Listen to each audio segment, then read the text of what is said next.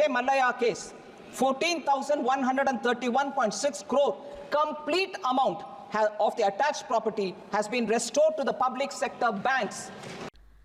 Bank రుణాలను ఎగ్గొట్టి విదేశాలకు పారిపోయిన ఆర్థిక నేరస్తుల నుంచి ఈ ఏడాది 22,000 కోట్లు రాబట్టామని కేంద్ర ఆర్థిక మంత్రి నిర్మలా సీతారామన్ లోక్సభలో వెల్లడించారు.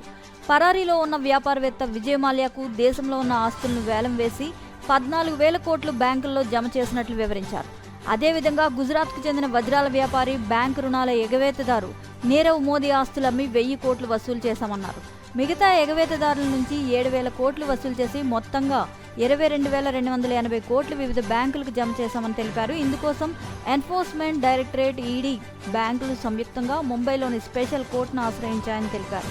అయితే దీనిపై విజయ్ మాల్యా కూడా ఒక ట్వీట్ చేయడం జరిగింది. 6,203 కోట్ల తీర్పు రుణానికి వ్యతిరేకంగా ఈడీ ద్వారా బ్యాంకులు తన నుంచి 14,131.60 కోట్లను రికవరీ చేశాయని, ఇప్పటికీ తనని ఆర్థిక నేరస్తుడిగానే ఎఫ్ఎంఆ పార్లమెంట్లో ప్రకటించారని తెలిపారు.